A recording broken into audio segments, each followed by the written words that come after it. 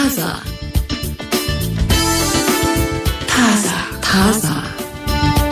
የቤተሰብ ሰዓት ስንገባ ደግሞ ቅድም ያለው ነው የባልና አንድ ባለው ግን ለብዙዎች ይሆናል ምስክርነቱን ነው የምናየው። አንዳንድ ጊዜ ያሳለፍናቸው ህይወቶች በምዕራፍን ከፋፍላቸው ብንል የመጀመሪያው ወቅት ያልተግባባንበት ወይም በተቃራኒው ባፍላው ፍቅር ሁሉን ነገር ረስተን በፍቅር ብቻ ከንፈን መሰረታዊ ነገሮችን የዘነጋንበት ወደ ነባራዊው ህይወት ስንመጣ ደግሞ ወደ ጸብ የቀየርን ሰዎች እንኖራለን እና እያንዳንዱ ምዕራፍና አጋራው ብንል የወሰድናቸው ትምህርቶች አሉ። እንደ ጥንድ የምንወስደው ትምህርት አለ። እንደ ሚስት እንደ ሴት ለብቻ፣ እንደ ወንድ እንደ ባል ለብቻ፣ ከእድሜ ጋርም ከመብሰል ጋርም ለመለወጥሽ ምክንያት የሆኑ ነገሮችንም ዘርዝረሽ ለሌላው ማጋራት ለምደዋል ነጮች። ጆርዳን ብሮ ይባላል፣ ብሎገር ነውና 22 ዓመታት አስቆጥሯል ይሄ ትዳር ይላል። ከሷ ጋር በመመካከር አሸናፊ መሆኔን ማረጋገጥ ግቢ አይደለም፣ በመከራከር መሆኔን ማረጋገጥ ግቢ አይደለም የሚለውን አውቅ ያለው እንደባል ወይም ደግሞ ተምር ያለው ይላል። ስለ ክርክር የሚያስታውሰው አንድ ነገር አለ። ባፍላ የፍቅር ጊዜያቸው ወይም ትዳራቸውን ከመሰረቱ በኋላ በጋብቻ ማግስት ያው ሃኒሙን ትሄጃለሽ። ሃኒሙን ላይ በጣም ውዱና ምርጥ የሚባል መዝናኛ ቦታ ነበረ የሄድ ነው። ነገር ግን ብታምኑም ባታምኑም ለአንድ ሳምንት ስንከራከር ያሳለፍንበት ሃኒሙን ነበር ብሎ እሱ ጊዜ እንዴት እንደሚጸጽተውና በኋላ ምርጥ ሃኒሙን እንዳደረገ ይሄን ለመካስ ይናገራል። እድሜ ከሰጠሽ ነው ከተማርሽ ነው ይሄንንም የምታመጪው። አንዳንዴ የሆኑ ነገሮች አልፈውኛል በቃ እንላለን። መጥፎ ትዝታ የሚያጭሩብን ነገሮች አሉ። ተጋብተን ከጀመረ ይባላል አቆምም ብለው የተው ሚስቶችም ይባላሉ። ስለዚህ ይሄ ክርክር የሚባለው ነገር ማንንም አሸናፊ የለበትም። ከዛ ልክ ነው ትክክል ደግሞ ያሉ እየዋሹ የሚኖሩ አሉ። ሳያምኑበት ምስቲ ደስ ይበለው ብለው እሱ ደግሞ የበለጠ ያናድዳቸዋል። የእውነት ቀልብ ካለሽ ሊያናድድሽ ይገባል። አንዳንዴ ክርክር የሚወዱ ሰዎች ግን ትክክል ናችሁ ተብለው በቃ እንደዚህ አይነት ነገር ስትይ በቃ አሳመንኩት አይነት ነገር እንደዛ ሳይገባቸው ማለት ነው ትክክል እንዳልሆኑ ሊኖሩ ይችላሉ። እና ግን የተባለው ይሄ መጥፎ ትዝታዎች ጋር የሚመጡብን ቀናቶች አሉ። ለምሳሌ የሰርግ ቀን ማታ እንዲሁ ስትጨቀጭቀኝ ያሉ ሰዎች ይኖራሉ።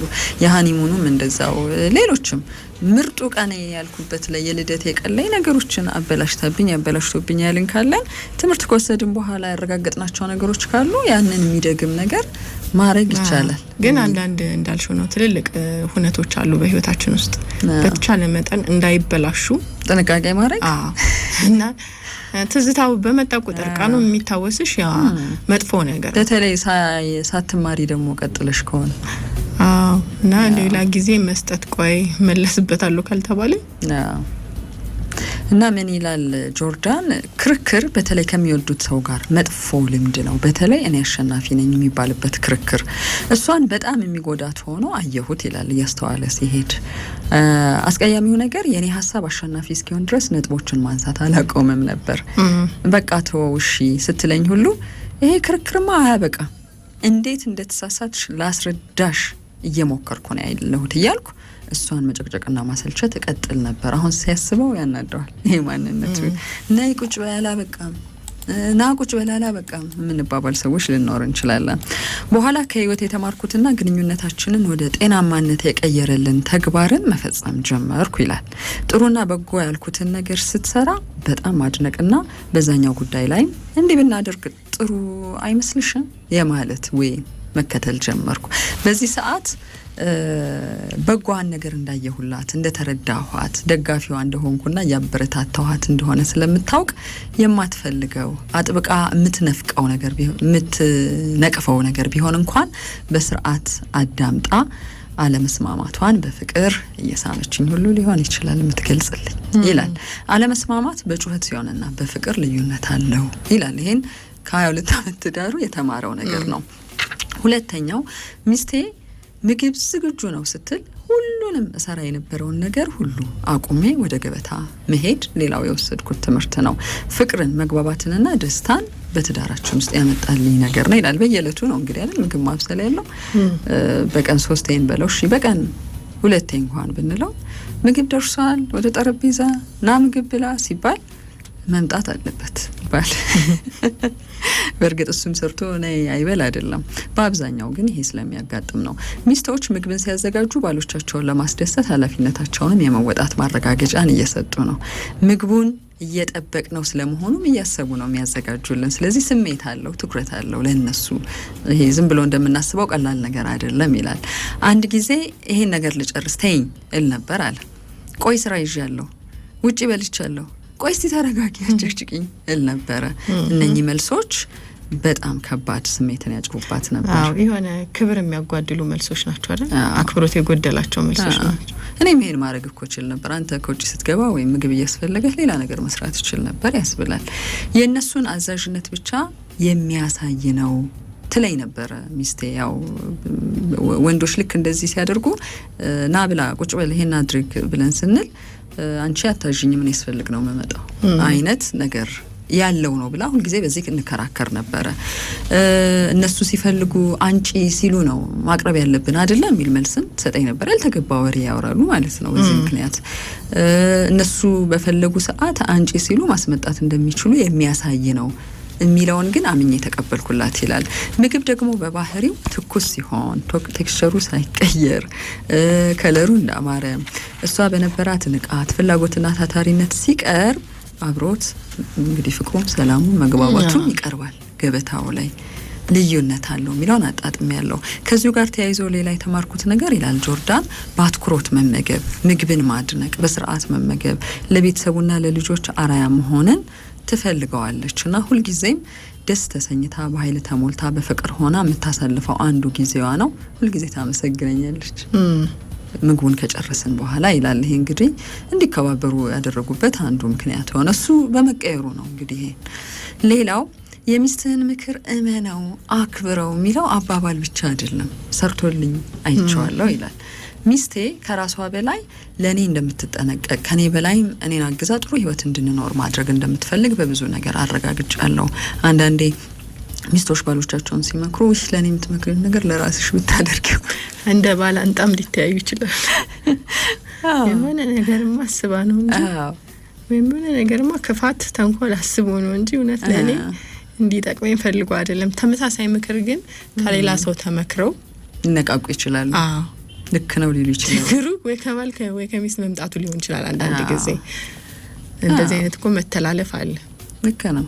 ከቤት ሲሆን ሁሌ የምታገኘው ነፃ ነገር ይመስልሻል። በጣም ታበረታታኝ ነበር ይላል ሚስቴ። ስለ ጤናዬ፣ ስለ ቢዝነሴ፣ ስለ ቤታችን፣ ስለ ልጆቻችን፣ ስለ ባህሪ፣ ስለ መላው ደህንነቴ በጎ ያልሆኑ ነገሮችን አስተውላ ጉዳዬ ብላ ስትነግረኝ እኔ በማድረግ ሳግዛት ነገሮች መልካምና የተሻሉ ሲሆኑ አያለው። ስለዚህ ማስተዋል ጀመርኩ። እሷ የምትለውን ነገር እሱ በተግባር ሲያግዛት ምን አይነት ለውጥ እዛ ህይወት ውስጥ እየመጣ እንዳለ እና ይሄንን አድርጉት ነው። ቤት ውስጥ ሚስቶቻችሁ የሚመክሯችሁን ነገር በራሳችሁ መንገድ አይምሯችሁ አይመዝን አያሰላስል ማለት አይደለም፣ ግን በጎ ነገሮችን አስባ ነው የምታደርገው ነው። ሌላው ተማርኩ ያለው ነገር ተግባቦትን የተመለከተ ትምህርት ወስጃለሁ እንደ አዲስ ይላል። ሚስቶች ማውራት፣ መነጋገር፣ ስሜታቸውን መግለጽ፣ ማሳወቅ ተፈጥሯዊ መገለጫቸው ነው። እንዲያውም እኔ ለዚህ ፍላጎቷ ምላሽ ሰጪ ሲሆን በኮሚኒኬሽን ክህሎቴ ጥሩ ሆንኩ ይላል። በቢዝነሴና በማህበራዊ ግንኙነቴ ተጠቀምኩበት። እንዴት ማውራት እንዳለብኝ፣ እንዴት ማዳመጥ እንዳለብኝ፣ እንዴት ምክንያታዊ መሆን እንዳለብኝ፣ እንዴት በህይወት ጉዳዮች ላይ እየተነጋገሩ መኖር እንዳለብን አውቄያለሁ። ስለዚህ የጠቀመው መልሶ እኔን ነው ይላል። ከሁሉ በላይ ግን በኮሚኒኬሽን እኔ እሷን፣ እሷ እኔን በደንብ የማወቅ እድል አገኘን የሚለውንም እንደ ጥቅም አይቶታል። ተግባቦት የሚባለው ጉዳይ ግን በቃ አንድ ቃል ስለሆነ የሚገልጸው ከባድ ይሆንብናል። ብዙ ሰው እየተረዳው አይደለም እንጂ የተባለው ነው። ይሄ ማድመጥ፣ መደመጥ፣ ምክንያታዊነት፣ ይሄ መነጋገር መቻል፣ የአንዱን ስሜት ለመረዳት መሞከር፣ በአንዱ ጫማ ውስጥ ሆኖ እስቲ በሱ ቦታ ብሆን በሷ ቦታ ብሆን የሚለውን ነገር ለመረዳት መሞከር ብዙ ነገሮችን ያዘን። አንድ ሰው ብቻ አውርቶ ጨርሻለሁ የሚልበት ሳይሆን አንዱ አውርቶ አንዱን ያደምጣል። ከዛ ደግሞ ያላወራው ሰው ደግሞ እንዲያወራ እድል መስጠት ነው። አንድ ሰው መግባባት አልቻለም የሚሉ ሰዎች እኮ አሉ አይደል? በፍጹም የምንግባባ ሰዎች አይደለን። ድምድም አድርገውት። ስለዚህ አለመደማመጥ አለ፣ የጎደለ ነገር አለ፣ ወይም የራሱን ብቻ ሀሳብ ተናግሮ ጨርሷል አንደኛው ወገን። ምክንያቱም ስናወራ እኮ ይጠቅማል፣ ምላሹ ጥሩ ይሆናል፣ ነገር ይስተካከላል ብለን ነው አይደል? ወይም ኢንፎርም እናደርጋለን ብለን ባለው ነገር ውስጥ መልሶ ስሜትሽ የሚጎዳ ከሆነ አዎ መግባባት አንችልም ብለሽ ተስፋ ትቆርጫለሽ። በተለይ በድግግሞሽ አድርገውት ያልተሳካላቸው ሰዎች ከሆኑ እንደዚህ አይነት ሲሆን ስህተት ሰርተሽ ከስህተቱ በኋላ ትምህርት የወሰዱ ሰዎች ይክሳሉ። እንደውም ምን ይላል እዚህ ጋር በነገራችሁ ላይ አሁን ተማርኩ ብዬ የምነግራችሁ ነገሮች ሁሉ እሷ የተጠቀመችባቸው አይደሉም። እኔ ከዚህ ትዳር ውስጥ የተጠቀምኩባቸው ናቸው በማድረጉ ማለት ነው። አሁን አንዳንዴ ለሚስቴ ብዬ ያደረኩት ደስ ይበላት ደስ ይበለው እስቲ ባሌ ብለን ዝም ብሎ ይሄ ከኔ ይሄድ ብቻ የምንላቸው ውሳኔዎች እንዳልሆኑ መልሼ ደስ ይበለው ልሽናፈለት አይደል ክርክሩ ያለው ደስ ይበለው እስቲ እንዳሸናፊነት ይሰማው እሱ አይነት አይደለም። በቃ መልሼ ልጠቀም ያለባቸው ናቸው። አሁን ይሄ ምን ችግር ያመጣል? ለምሳሌ በቃ ደስ ይበለው ደስ ይበላት ተብሎ የሚታለፈው ነገር እነዛ ሰዎች ያለፉት ሰዎች ጋር ያለው እውነታ እንዳይደመጥ አድርጓል። ሁሌ እነዛ ሰዎች በቃ እየተደመጡ ነው፣ እነሱ ናቸው እያወሩ ያሉት እየወሰኑ ያሉት እነሱ ናቸው፣ የኔ ሀሳብ ትክክል ነው ብለው እየኖሩ ያሉት እነሱ ናቸው። ወርቃማ ነገር ቢኖር በእነዚህ ሰዎች ውስጥ የለም፣ ቦታ አልተሰጠውም። ደግሞ አይሰለችም? በቃ በሰለቸሽ ሰው ዘንድ ዝም ብሎ የሆነ ነገር እያወራሽ መኖር ራሱ ያስቀይማል። ስሜት እኮ ሊኖር ይገባል። ሌላው ባል ስለሆንኩ እኔ ብቻ የዚህ ህይወት ካፒቴን እንዳልሆንኩ ተምሬያለሁ። በብዙ ባህሎችና ልማዶች ውስጥ ወንዶች በቃ የቤቱ ካፒቴን ናቸው። አዎ ችግር የለውም፣ እሷ ረዳት ካፒቴን ብትሆንም እኮ ችግር የለውም በአግባቡ ይሄን ስልጣንም ከተከፋፈልሽ። ግን ብዙ ነገር እምወስነው እኔ ብቻ ነኝ፣ በዚህ ትዳር ህይወት ውስጥ ተሳትፎ ያለኝ እኔ ብቻ ነኝ የሚሉ አስተሳሰቦች ይጎዱታል። አንዳንዴ ችሎታ ኖሯቸው ከሆነ ማለት በደንብ መምራት የቻሉ ብቁ የሆኑ ባሎች ከሆኑ ችግር የለውም። ግን ኢምፓወር ደግሞ መደረግ አለባቸው ሚስቶች አይደል? ማብቃት መቻል ያስፈልጋል። ችሎታ ሳይኖራት ወይም ብዙ ነገር ላይ እኮ ችሎታ የለንም አይደል? ቀስ እያልን ነው የምናሳድገው። ውሳኔ አሰጣጥ ላይ ሌሎችም ነገሮች ላይ ብቃት ላይ ኖረን ይችላል፣ አመራርነት ላይ ግን ማብቃት ይቻላል። ሰዎችን እንድትወስን እንድትናገር ምርጫ እንዲኖራት በምርጫዋ እንድትተማመን ይሄንን ማድረግ ከቻሉ ምንድነው የሚያስፈራው ነው? ይሄንን ማድል ከስጧት ነገ አናቴ ላይ ልውጣ ነው ምትለኝ የሚለው እኮ ነው ችግር እየፈጠረ ያለው። እና ይሄ ካፒቴን ነኝ በቃ አውሮፕላኑ ካፒቴኖቹ እጅ ነው ያለው። ዋናው ችግር ቢያጋጥመው ረዳቱ መቼም እንደምንም አለ ተብሎ ስለሚታሰብ ነው ሁለት የሚሆኑት እንጂ አንዱ ብቻ ይበቃ ነበረ። መወሰን የሚችሉት ሁለቱ ናቸው። ቤት ውስጥ ያለውን ነገር እኔ ብቻ ነኝ ተሳትፎ ያለኝ የሚለውን እንድማርበት አድርጎኛል ይላል። መደመጥ፣ መከበር፣ መወደድ፣ ማዘዝ፣ መጠቀም ያለብኝ እኔ ብቻ አይደለሁም። እሷም እነኚህ ክብሮችና ፍላጎቶች አሏት። ይህንን ትዳር እኔም እሷም ዋና አብራሪ ወይም ካፒቴን ሆነን የምናበራው ነው የሚለውን ተምሬያለሁ ይላል ባለፉት 22 ዓመታት። ሌላው ኦልዌይስ ቼኪን የሚለው ልምዴ ጠቅሞኛል ይላል። ምንድነው ቼክ የምናደርገው ነው? ለምሳሌ ስልክ ሁላችንም እጅ ላይ አለ። ልጆቻችንን በተመለከተ በሉ ወይ መጡ ወይ ሄዱ ወይ አተኩሳቸው እንላለን። በቃ አንድም ፍቅራችንን እንክብካቤያችንን ለመግለጽ ነው፣ ሁለትም ያው እነሱ ራሳቸውን መጠበቅ ስለማይችሉ ሌላ ሰው እንዲያደርገው ለማስታወስ ነው ብለን ነው። ግን ኢንተራክሽኑን ከፍ ያደርገዋል። በወላጅና በልጆች መካከል ያለ ግንኙነትን ትልቅ ያደርገዋል። ትዳር ከልጆች በፊት ያለ ግንኙነት ነው ሁላችንም እንደምናውቀው። ሁሌም ማስታወስ ወይም ማረጋገጥን ትፈልጋለች ይላል። አሁን ስለራሱ ሚስት ያወራ እንጂ ሌሎች ሚስቶች የፍላጎት አላቸው የሚለውንም አንከራከርም። እሱ ደወለ አልደወለ አስታወሰኝ አላስታወሰኝ የምንለው ያንን ፈልገን ስላጣን መሆን የለበትም። ስሜቷን፣ ሰላሟን፣ ፍቅሯን ያስጠበቅኩበት መንገድ ነው። እነኚህ ሶስት ስሜቶች ቀላል አይደሉም። ትዳር ውስጥ ቤት ውስጥ በተሰራው ግንኙነት ውስጥ ስሜቷ ተረብሾ ማየት አልፈለኩም ስለሚል አይደል ውጭ የሚያመሸው። ሰላሟ ልክ አይደለም ብለን ስላሰብን ነው በቃ ሁሌ እንዲህ ናት ብሎ የሚወስነው።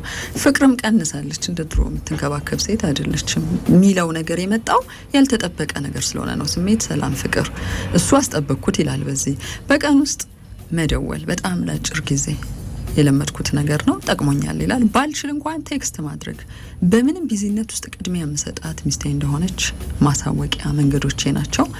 ስልክ ስላለን ማድረግ የምንችለው ነገር ነው። ቀናነቱ ነው የሚያስፈልገው። ትሄዳለች ቤት ይገናኛሉ፣ አይደርስም በፍቅረኝነት ዘመን እንኳን ረጅም ሰዓት ነው ሰዓቱ። ብዙ ውድድር አለበት፣ ብዙ ተመልካች አለ። ደስ ይለናል ለማዋሻው ነገር ሞደሰው ሲደውል በኋላ ምን የት ይሄዳል ቤት ይገናኛሉ። ይሄን እያለ ነው እንግዲህ የሚርቀው ብዙ ሰው ከዚህ ስሜት። ይሄን ስሜት ማጣጣም ምን ይዞለት እንደመጣ እየነገረን ነው እንግዲህ ጆርዳን። የምትወጁ ሰው ሲደውል ደስ የሚል ስሜት አለው። በምንም ነገር ውስጥ ሆነን እኮ እናነሳዋለን። ሄሎ ለሌላው ሰው የት ሄድብሻለሁ እዛው ቤት አይደል እንዴ ማድረው የሚሉ ሰዎች አሉ። እሱማ ለኢመርጀንሲ ለድንገተኛ ጊዜ ሁሉ ማይገኙ ሰዎች አሉ እኮ ተደውሎ ድረስልኝ ብትይ ራሱ መጀመሪያ ያለመድሽው ነገር ግን አይሆንም ነው። ስለሷ ማሰቤን በእነዚያ የሰዓታት ልዩነት ውስጥ ያጋጠሙኝን እሷንም ያጋጠሟትን ነገሮች መረጃ የምንለዋወጥበት መንገድ ነው።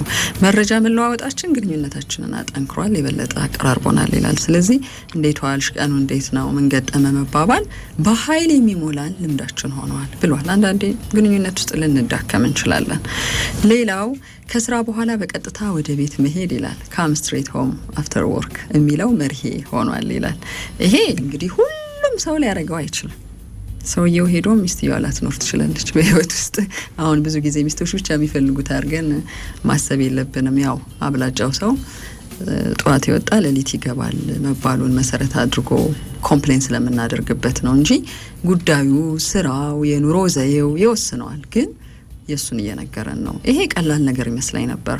በሷ ዘንድም ያን ያክል ስሜት የሚቀይር አድርጌ አላስበውም ነበር። ግን ያንተ ከስራ በኋላ ወደ ቤት በቀጥታ መምጣት ለሷ ብዙ ነገር ነው ይላል ጆርዳን። እምነትን መገንባት ነው። ሰዓትን ለማጋራት ማረጋገጫ መስጠት ነው። ለኃላፊነት ዝግጁ ነኝ ማለት ነው። ጤናማ የኑሮ ዘዬ ውስጥ ነኝ የሚለውን ማሳወቂያ መንገድ ነው። ለሷም እንዲሁ ይላል። ለሷ አለ ይመጣል የሚል ጥበቃዋ ትክክል መሆኑን ማሳያ ነው። ቤቱን ይወዳል የሚለውን የሚነግራት ነው። ቅድሚያ እንዳገኘች እንዲሰማት ማድረጊያ መንገድ ነው። በተለይ ልጆች ያሉበት ቤት ከሆነ ከስራ በቀጥታ ወደ ቤት የሚገባ ባል በዚህ ህይወት ውስጥ ምን ማለት እንደሆነ መገመት ይቻላል ብሎ ሴቶች የሚሰማቸውን ስሜት ያጋራል።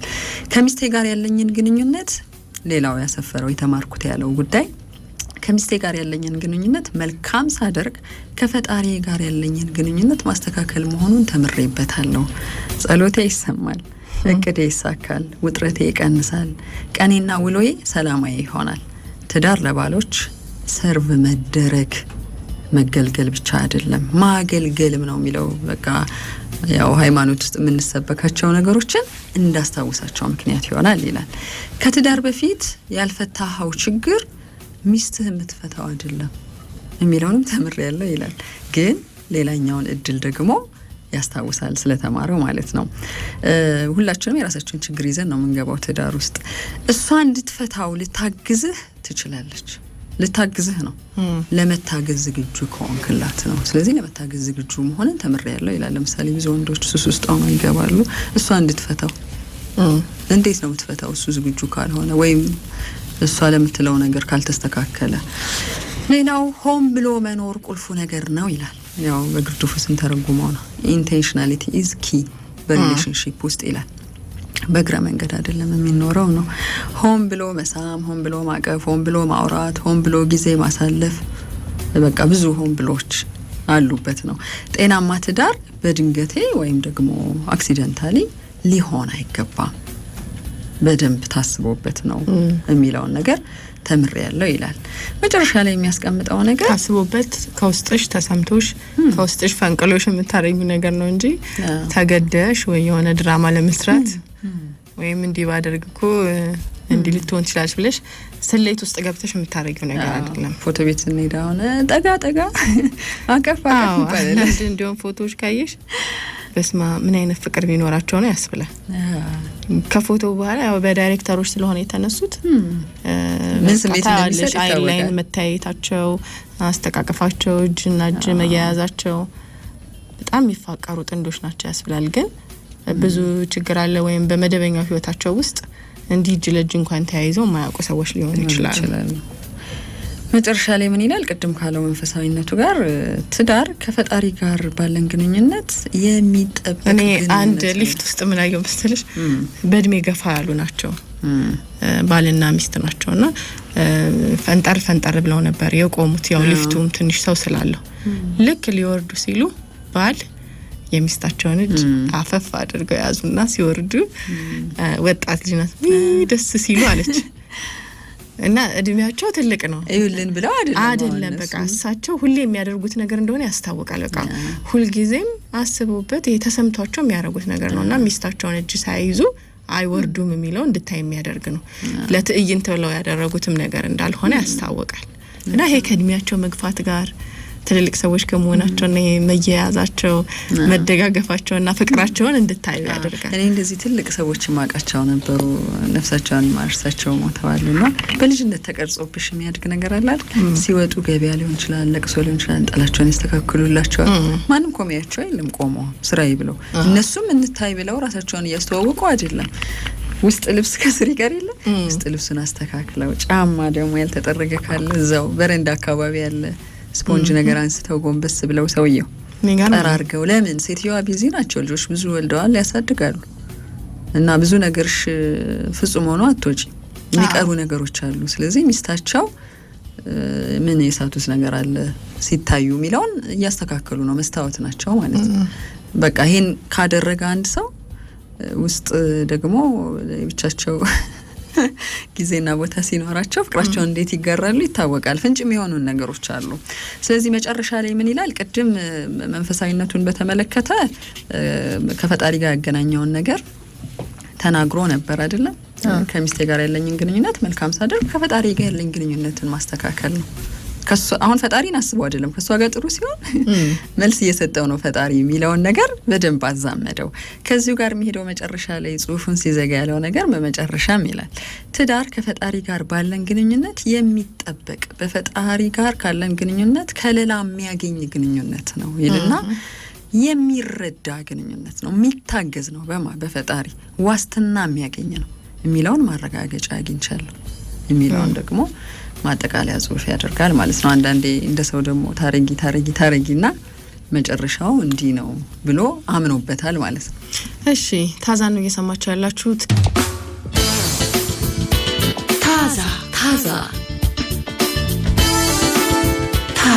ታዛ